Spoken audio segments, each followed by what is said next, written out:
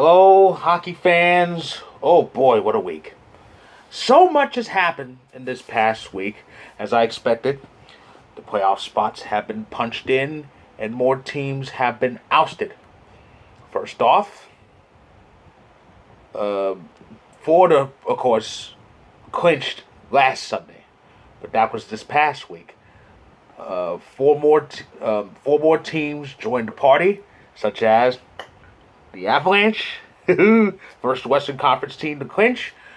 The Carolina Hurricanes joined the party. The Rangers and the Toronto Maple Leafs joined them this past Saturday. Both reached the 100-point mark.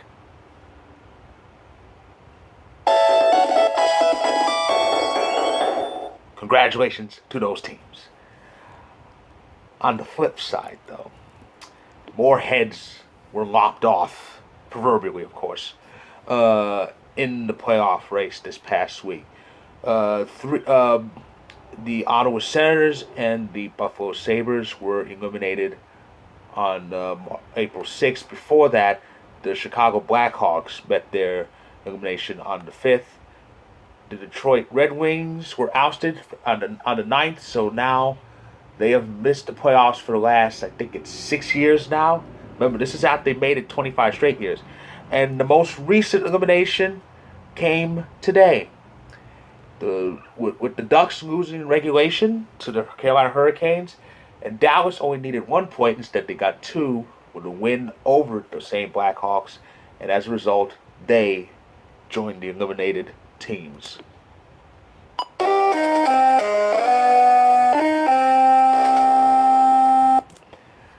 Yep. It's a two-headed coin. You either make it or you don't. Speaking, oh, but as on a more positive note, how about that Auston Matthews, huh? He's a beast. He's scoring goals left and right. I have him on one of my fantasy teams, and I'm in the playoffs with him, and he has just been showing out, kicking a lot of ass, scoring goals like nobody's business. Matter of fact, I can tell you his numbers for the whole week. Okay, he got me a lot of points. Okay, where is it? Here it is.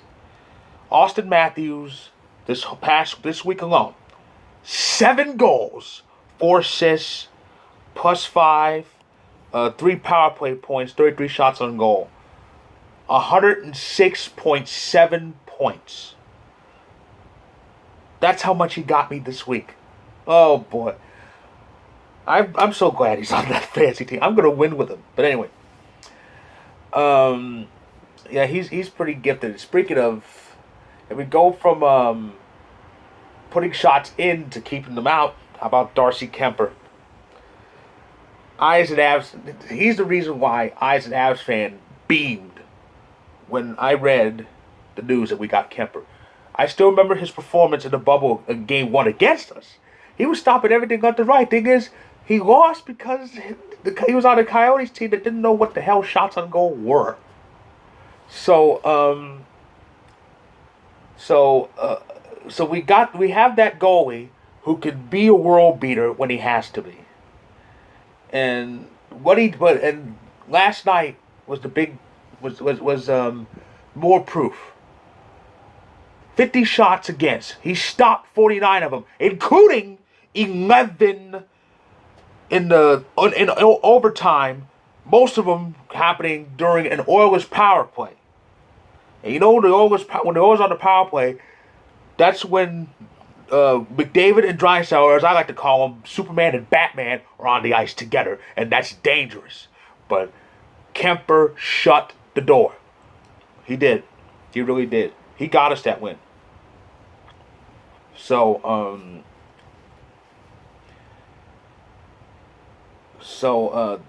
yeah. So the Avs are just kicking ass with Kuemperor in net. And it's just been amazing. It's been amazing.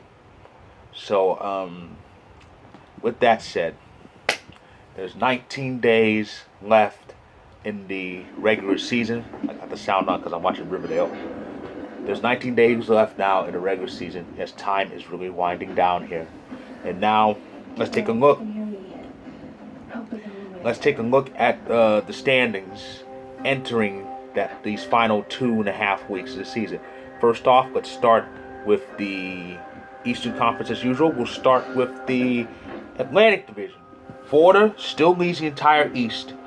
51 wins. That's a lot of wins.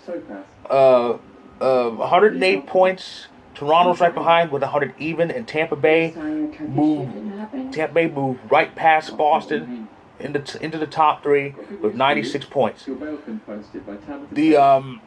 The Metropolitan Division. Carolina has 102. They just took the lead in the Metro. The Rangers have 100 even, and Pittsburgh just ended their losing streak with that overtime win.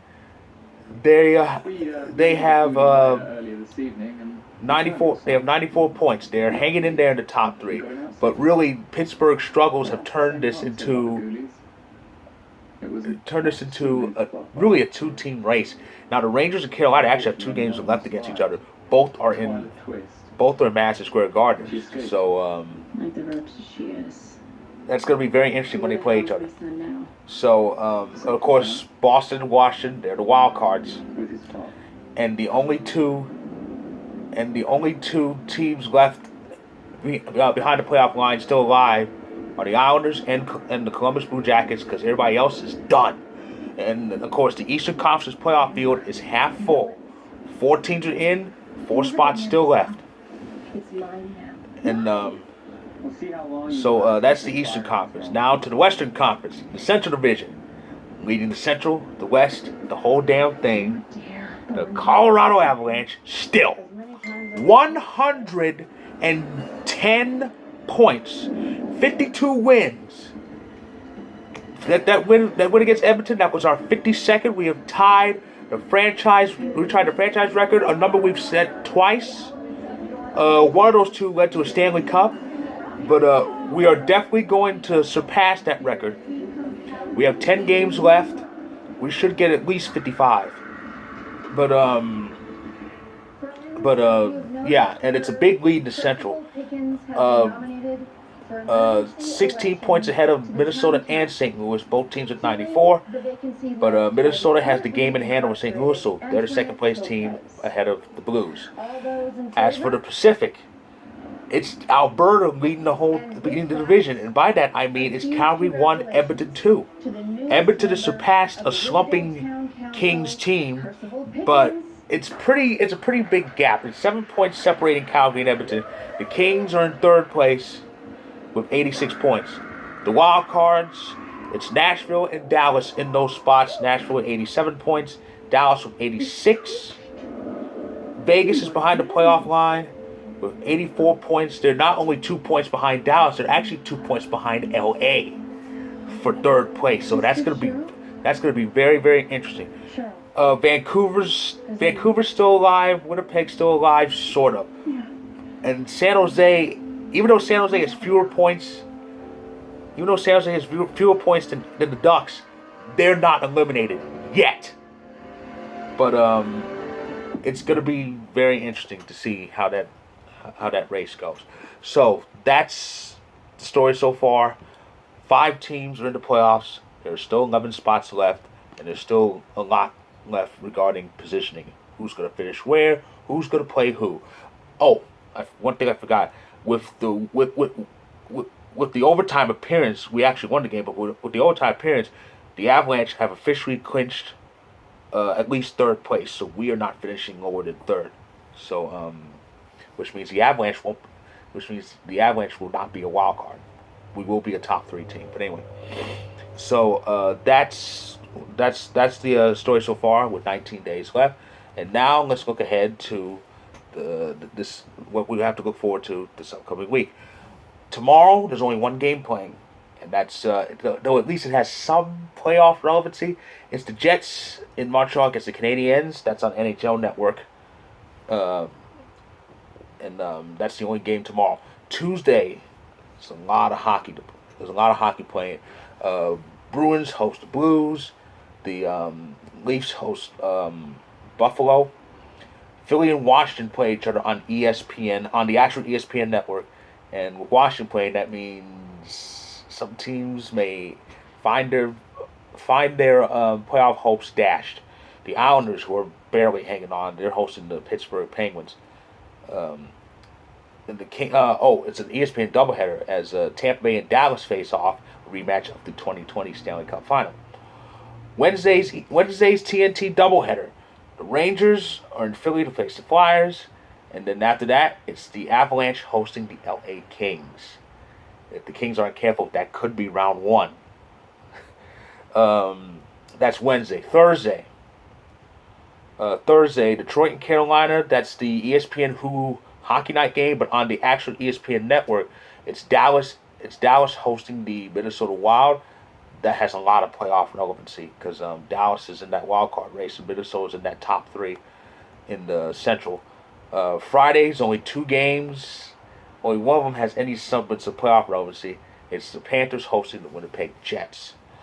Saturday on the NHL Network, it's Boston and Pittsburgh facing each other in Boston.